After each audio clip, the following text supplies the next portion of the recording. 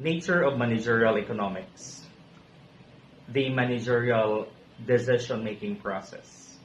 Alam nyo ba, managerial economics is worth studying because it offers answers to a variety of fundamental questions.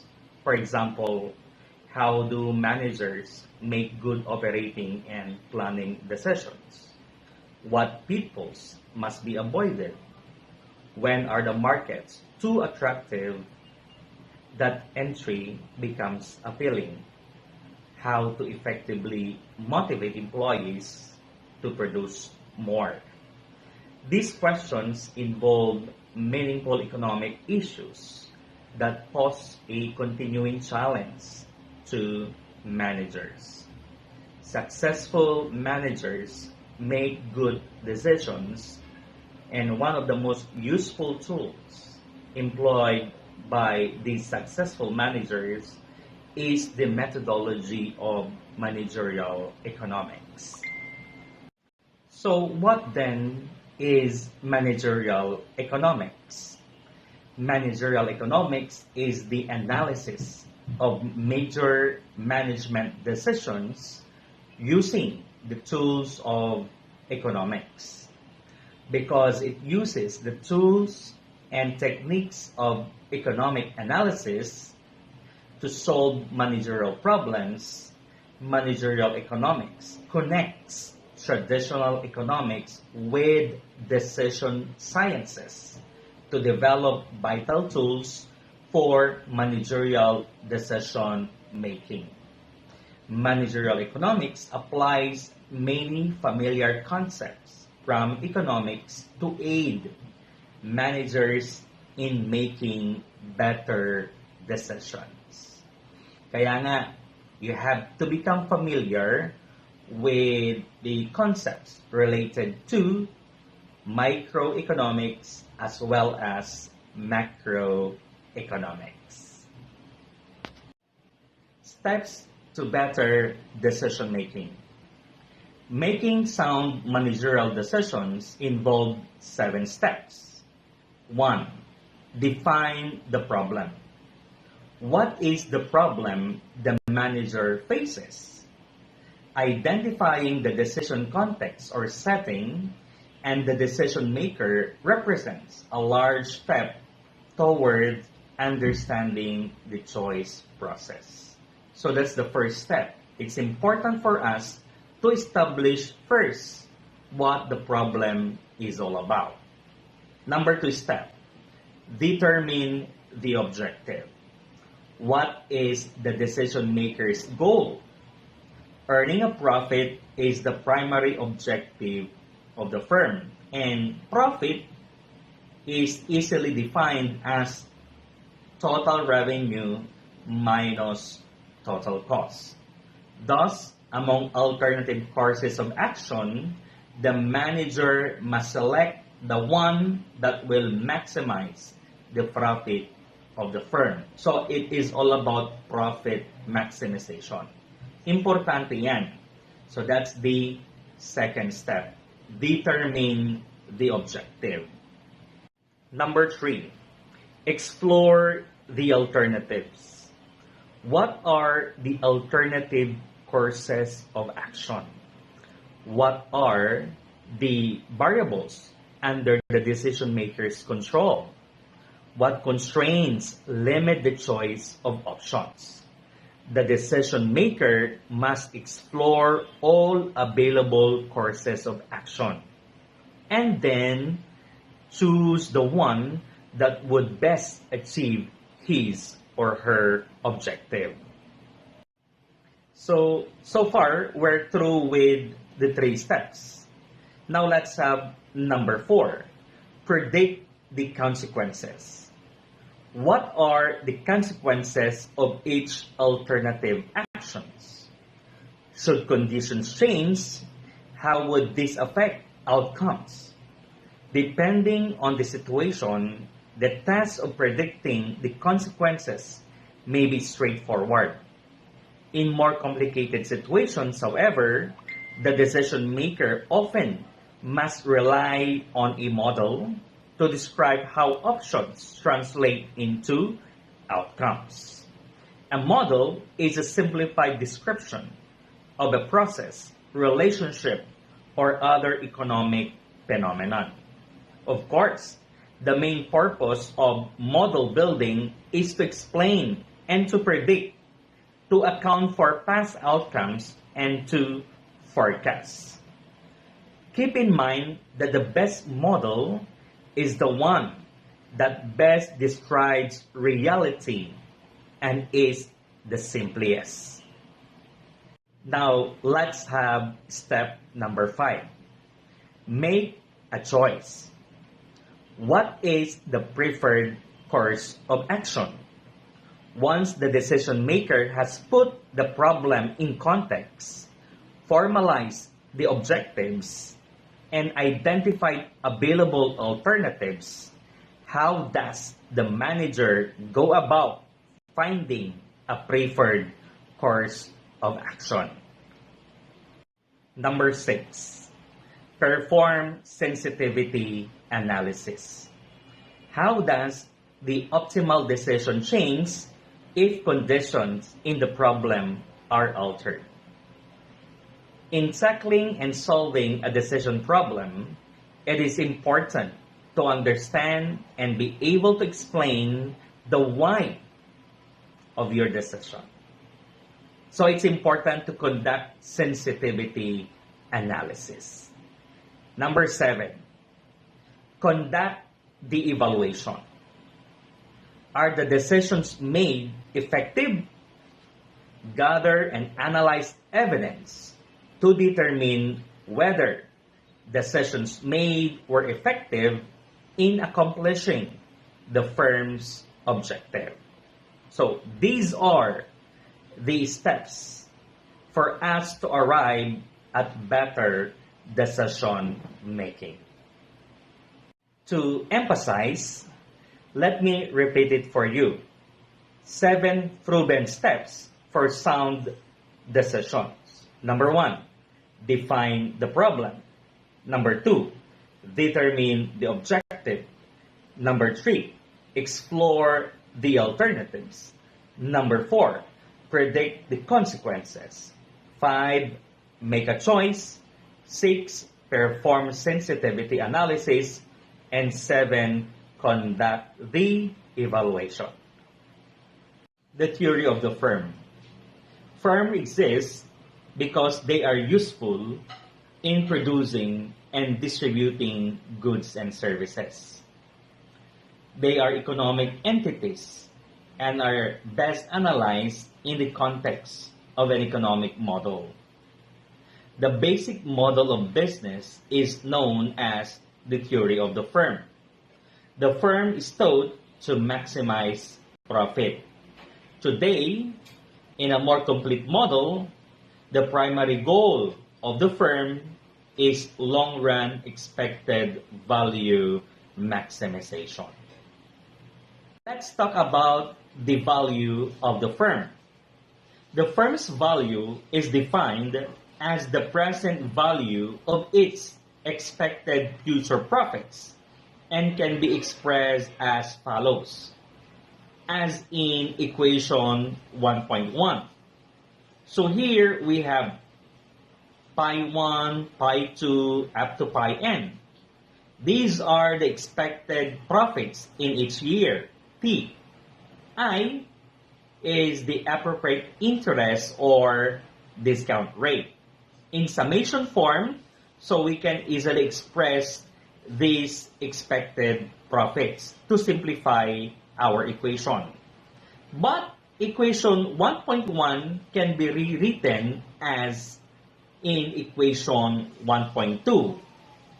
That is, if we take note of our definition of profit, that is the difference between total revenue and total costs. Thus, in making any decisions, the manager must attempt to predict its impact on future profit flows and determine whether indeed it will add to the value of the firm. Constraints and the theory of the firm. Managerial decisions are often made in light of constraints imposed by technology, resource scarcity, contractual obligations, and government laws and regulations. To make decisions that will maximize value, managers must consider both short-run and long-run implications as well as how various external constraints affect their ability to achieve organizational objectives. Firms frequently face limited essential inputs, such as skilled labor, raw materials, specialized machinery, and warehouse space.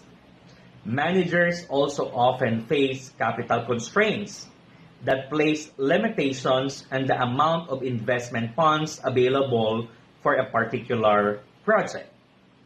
Managerial decisions can also be constrained by contractual requirements. For example, labor contracts limit flexibility in worker scheduling and job assignment, affecting whether labor costs are fixed or variable. In other instances, output must meet certain minimum quality requirements. Legal restrictions, which affect both production and marketing activities, can also play an important role in managerial decisions. Laws that define minimum wages, health and safety standards, pollution emission standards, fuel efficiency requirements, and fair pricing and marketing practices all limit managerial flexibility. Value maximization is not the only model of managerial behavior. In fact, may mga alternative models to the theory of the firm. So here, we will mention only two. Firstly, satisficing model.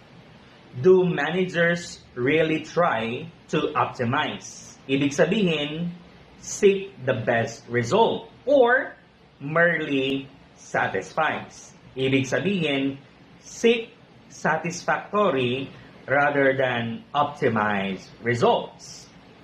The model of satisficing behavior posits that the typical firm strives for a satisfactory level of performance rather than attempting to maximize its objective.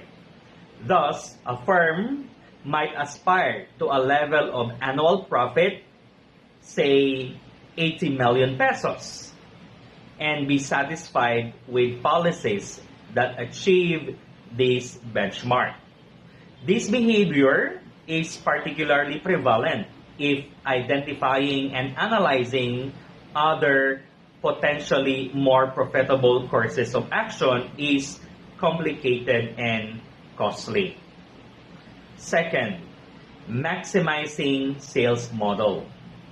Total assets are a visible benchmark of managerial success. Studies show a close association between executive compensation and company sales. The above alternative models of managerial behavior has added to our understanding of how firms behave. Talking about economic costs. Basically, economists deal with something they call opportunity costs or alternative costs. Opportunity cost is the amount or subjective value foregone in choosing one activity over the next best alternative. These costs must be considered whenever decisions are made under conditions of scarcity. This means that the cost of a resource is what a business must pay for it to attract it into its employ, or put differently, what a business must pay to keep this resource from finding employment elsewhere. To get down to specific examples, we can mention the following. 1. Replacement cost versus historical cost. To an economist, the replacement cost of a piece of machinery and therefore the level of periodic depreciation on the replacement cost is important, whereas an accountant measures costs and depreciation on a historical basis. Number 2, implicit costs and normal profits. The owner's time and interest on the capital they contributed are usually counted as profit in a partnership or a single proprietorship. However, the owners could work for someone else instead and invest their funds elsewhere. So these two items are really cost to the business and not profit. The preceding item is not relevant in the case of a corporation. The preceding item is not relevant in the case of a corporation because even top executives are salaried employees and interest on corporate debt is deducted as an expense before profits are calculated. However, the payments made to the owners or stockholders, dividends, are not part of costs. They are recorded as distribution of profits. But surely, part of the shareholders' return is similar to the interest on debt because stockholders could have invested their funds elsewhere and required a certain return in order to leave the investment with the corporation. Thus, on this account, corporate profits, as recorded by accountants, tend to be overstated. It appears, therefore, that an economist includes costs that would be excluded by an accountant. Indeed, the economist refers to the second category of costs, which are essential to obtain and keep the owner's resources in the business as normal profits, which represents the return that these resources demand to remain committed to a particular firm. Thus, economic costs include not only the historical costs and explicit costs recorded by the accountants, but also the replacement costs and implicit costs, normal profits, that must be earned on the owner's resources. Profits are considered to be economic profits, which are defined as total revenue minus all the economic costs. Role of business in society in the 21st century. We can't deny that companies have a clear responsibility to earn profits for their shareholders, or that most shareholders invest primarily to make money. But they also have a responsibility to the societies that grant them the right to operate. And they can fulfill both responsibilities profitably. Social and environmental responsibility can be a source of long-term competitive advantage. So, what role should businesses can play in society? We will highlight 5 rules of business. 1. Businesses should make as much money as possible while conforming to the basic rules of the society, both those embodied in law and those embodied in ethical customs. Number 2, maximizing shareholder value over a particular time period may satisfy the interest of shareholders. The challenge is figuring out how to allocate human and financial capital to its best and highest use for the long term. Value creation by means of maximizing long-term free cash flow. To maximize long-term free cash flow, a company must properly manage its relationship with all of its shareholders. Number 3, a growing number of investors are looking for responsible investment opportunities that promise a mix of both financial and social returns. Number 4, businesses benefit from social stability and broad prosperity. They need educated, hardworking, ethical employees and reliable, efficient suppliers. And they need public infrastructure, not only physical infrastructure like highways and airports, but also social infrastructure like good schools, safe neighborhoods, and effective legal system. Number 5, the last one, capitalizing in community and workplace health programs makes good business sense, providing returns on investment through cost savings and increased productivity. Because it's important for businesses to take note of these very vital rules for them to become or stay competitive in the 21st century. Sigurado, if businesses that ignore the broader social and environmental context in which they operate are likely to pay a price. For example, reputational damage and loss of brand value, failing sales, difficulties in recruiting talent, lower worker productivity, corruption, tougher government regulation, or an increase in climate change-related costs. Kaya it's important for businesses to seriously observe these rules. But businesses cannot solve such problems by themselves.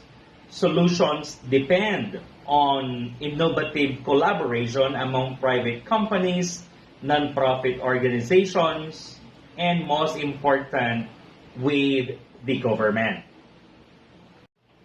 I think that concludes our discussion about the nature of managerial economics. To summarize, so let me just give you few important points about what we have discussed so far. So, lima lang.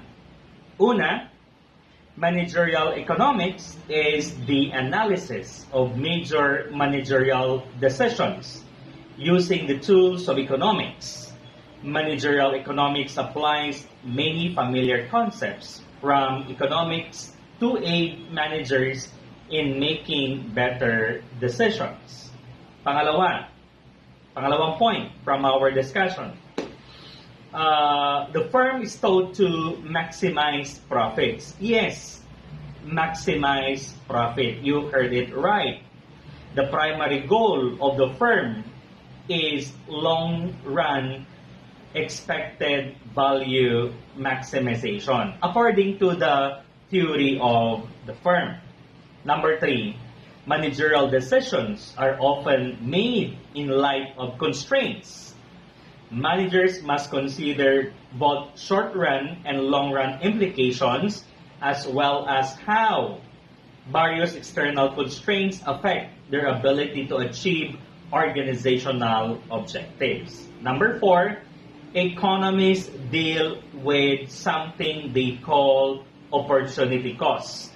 Itong concept ng opportunity cost, napaka-importante neto pagdating sa decision making. Why? Because you really have to make a decision kung ano talaga yung option na pwede mong i-sacrifice. Okay? So, that's the essence of opportunity cost.